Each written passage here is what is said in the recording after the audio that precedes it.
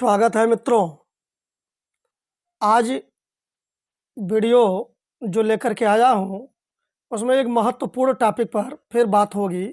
भारत का राष्ट्रपति, the president of India.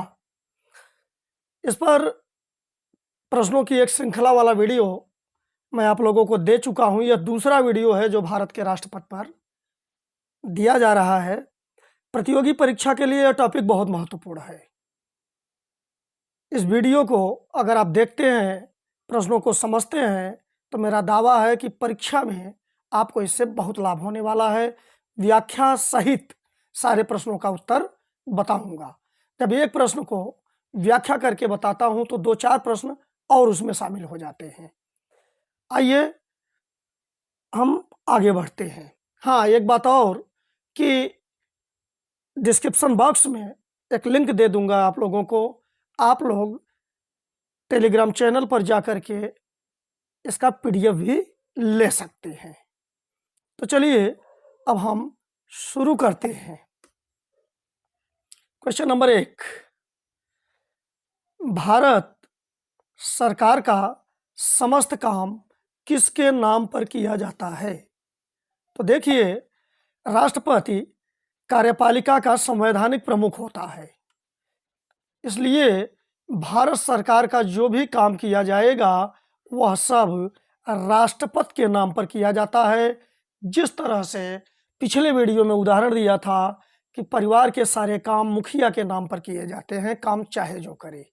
ठीक, आगे क्वेश्चन नंबर 2, प्रधानमंत्री की नियुक्ति कौन करता है? आप देखते हैं कि लोकतंत्र में या विशेष करके हमारे देश में आप देखेंगे तो प्रधानमंत्री ही सब कुछ करता धरता नजर आता है। ठीक, लेकिन मुखिया राष्ट्रपति होता है और प्रधानमंत्री कौन बनेगा इसका निर्धारण अब ध्यान दीजिए। प्रधानमंत्री वह बनता है जो बहुमत दल का नेता होता है या कई दलों का जो समूह बनकर के सरकार बनाती है उसका नेता चुना जाता है, लेकिन उसकी नियुक्ति प्रधानमंत्री के रूप में राष्ट्रपति करता है। प्रधानमंत्री का चुनाव नहीं होता बल्कि उसकी नियुक्ति होती है।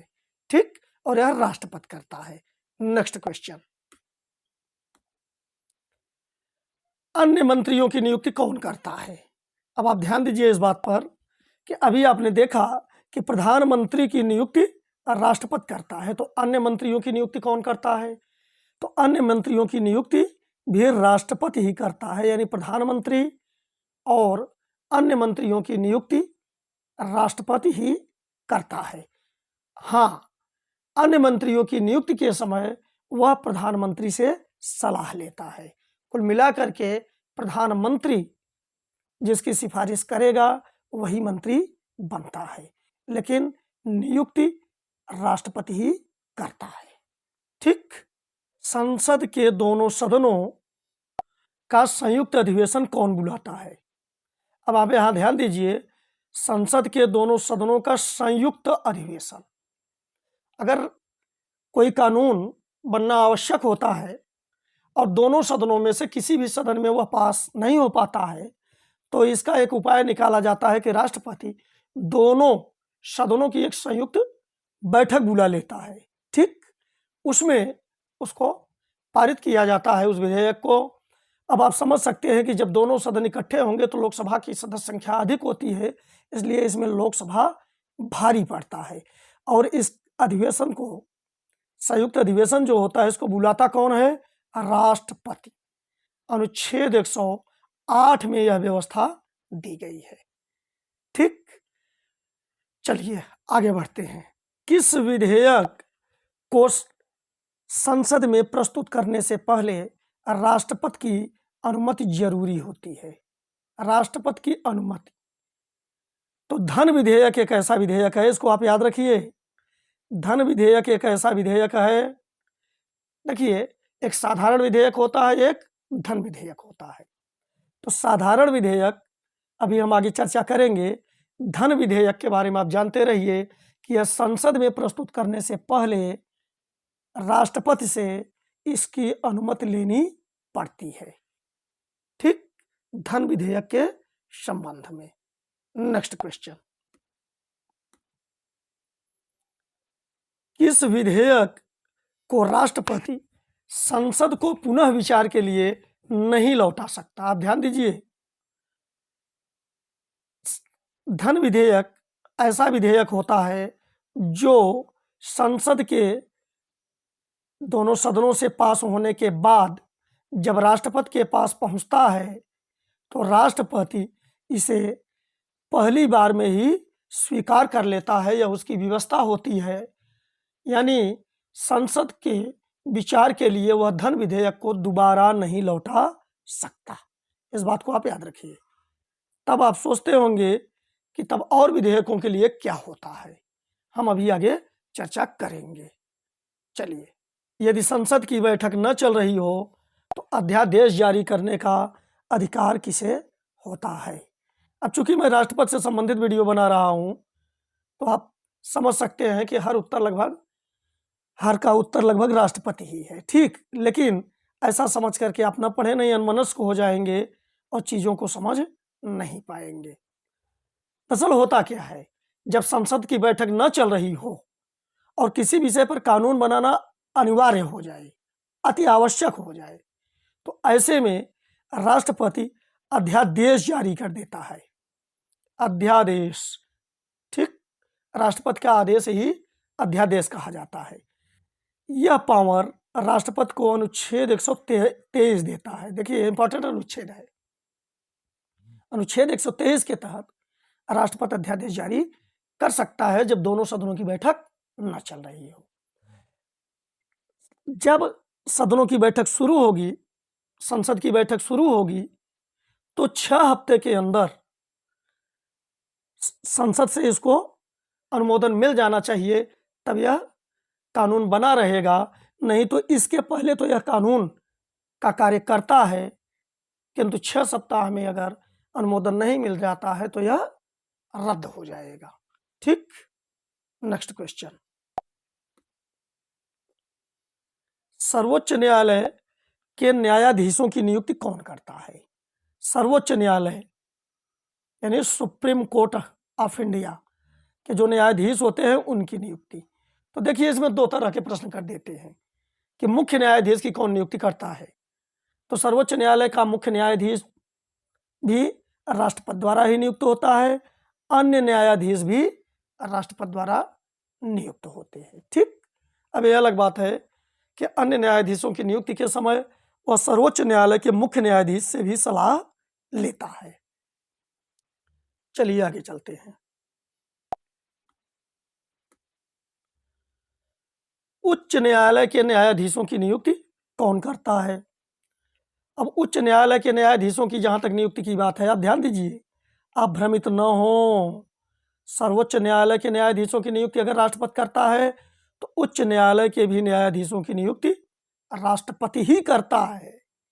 ऐसा आप न सोचें कि राज्यों के जो हाई कोर्ट हैं यानी उच्च न्यायालय, इनकी नियुक्ति कोई और करेगा। अपने मन से न जोड़ दीजिए, ठीक, कि राज्यपाल कर देता है या कोई, ना। एक बात है इसमें, आप ध्यान दीजिए कि जब वह उच्च न्यायालय के मुख्य न्यायाधीश की नियुक्ति करता है तो सर्वोच्च न्यायालय के मुख्य न्यायाधीश से और उस राज्य के राज्यपाल से वह सलाह लेता है, ठीक।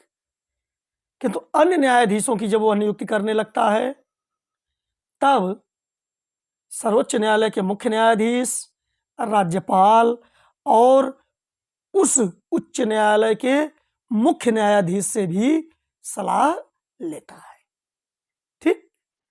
आगे बढ़ते हैं। मृत्युदंड को माफ करने की शक्ति किसमें होती है? आप ध्यान दीजिए, मृत्युदंड को माफ करने की शक्ति।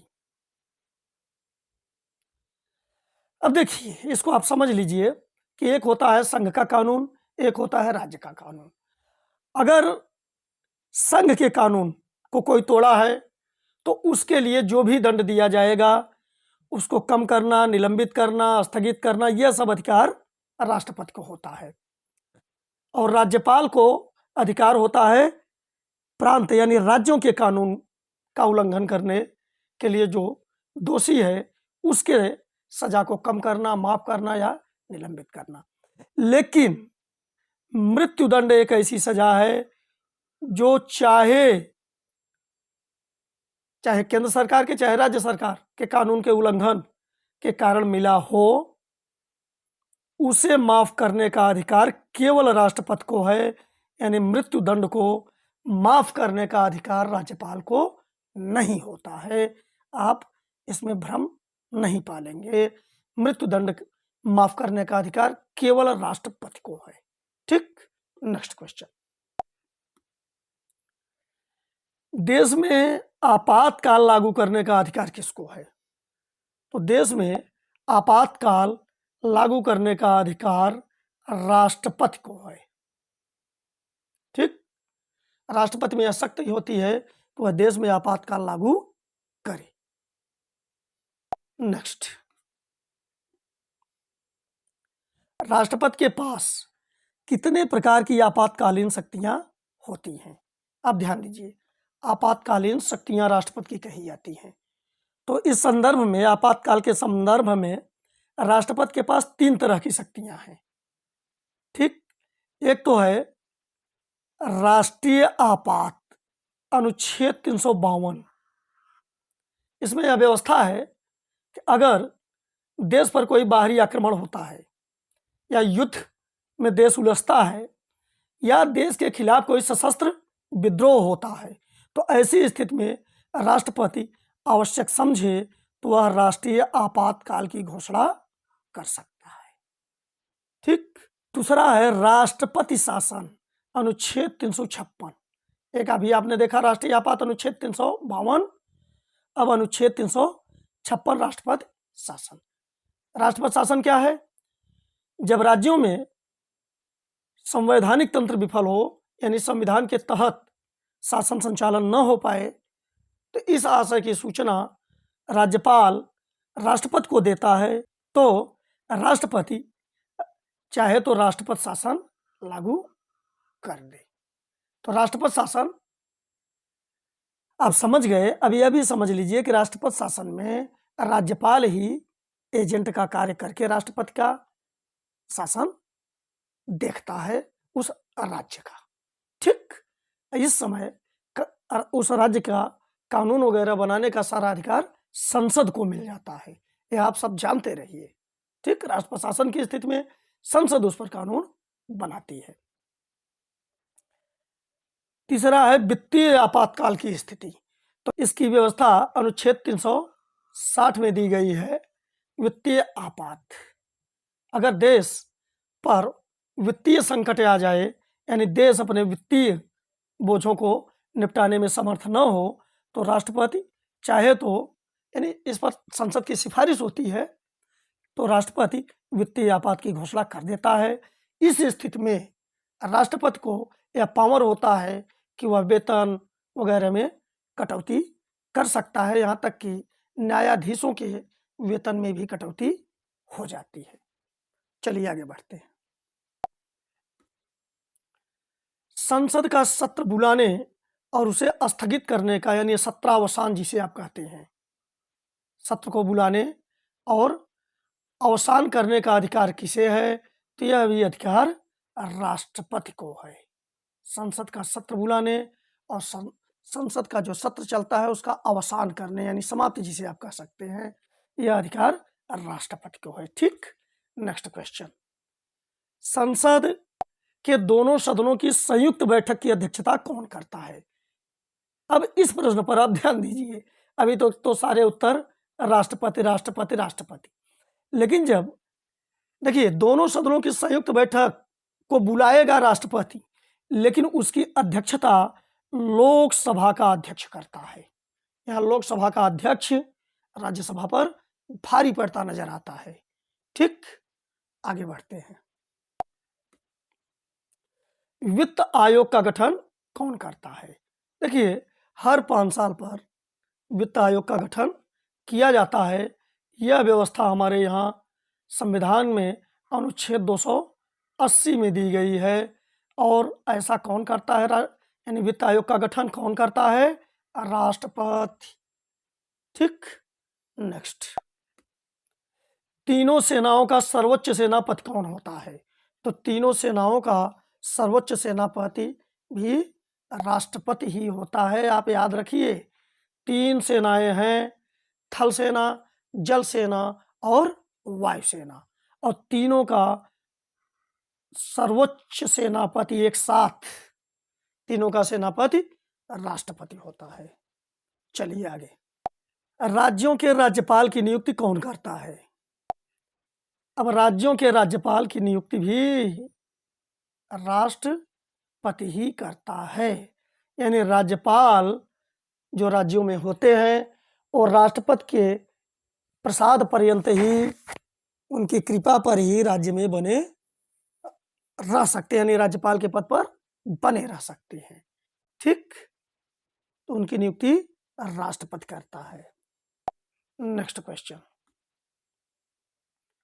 वार्षिक केंद्रीय बजट जो होता है, वार्षिक केंद्रीय बजट, यह संसद में यानी संसद के समक्ष कौन रखता है या किसे रखने का अधिकार? आप ध्यान दीजिए, यह भी अधिकार राष्ट्रपति को ही है। अब एक बात अलग है कि आप लोग सोचते होंगे कि बजट जब रखा जाता है संसद के समक्ष तो उसमें तो कभी राष्ट्रपति दिखाई ही नहीं देता। हाँ, वो मुखिया है ना, पावर उसी को है, उसी के नाम पर इसे रखा जाता है। अलग बात है कि इसे वित्त मंत्री रखता है, ठीक, लेकिन वह वित्त मंत्री किसके नाम पर रखेगा? राष्ट्रपति के ही नाम पर बजट रखेगा।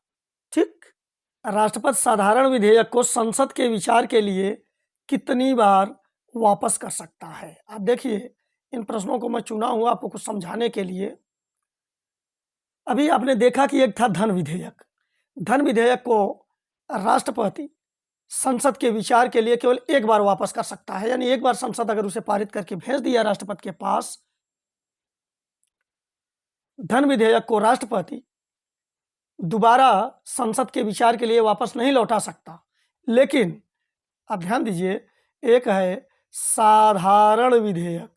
साधारण विधेयक के संदर्भ में यह राष्ट्रपति को पावर होता है कि राष्ट्रपति अगर संसद दोनों सदनों से पास करके विधेयक को राष्ट्रपति के पास भेज दे तो एक बार वह इसे फिर से विचार करने के लिए संसद के पास लौटा सकता है। ठीक, तो इसका उत्तर हुआ केवल एक बार वापस कर सकता है। यदि संसद फिर दोनों सदनों से उस विधेयक को पारित करके भेज दे तो राष्ट्रपति को स्वीकार करना पड़ता है। ठीक, यानी अब वह उसे वापस नहीं लौटा पाएगा।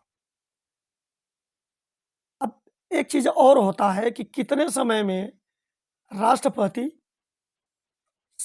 किसी भी विधेयक को स्वीकार करके यानी उस पर हस्ताक्षर करके अनुमोदित कर लेगा यानी स्वीकार कर लेगा, तो इसकी कोई समय सीमा नहीं है। इसे राष्ट्रपति का जेबी पावर कहा जाता है, यानी वह उसे जेब में अपने रख लिया फिर रख लिया, उसे विवश नहीं किया जा सकता कि इतने समय के अंदर आपको हस्ताक्षर कर देना है विधेयक पर, क्योंकि राष्ट्रपति के हस्ताक्षर के बाद ही कोई विधेयक कानून बनता है। नेक्स्ट, कोई भी कानून, अब यहाँ ध्यान दीजिए, कोई भी विधेयक अंतिम रूप से कब कानून बनता है?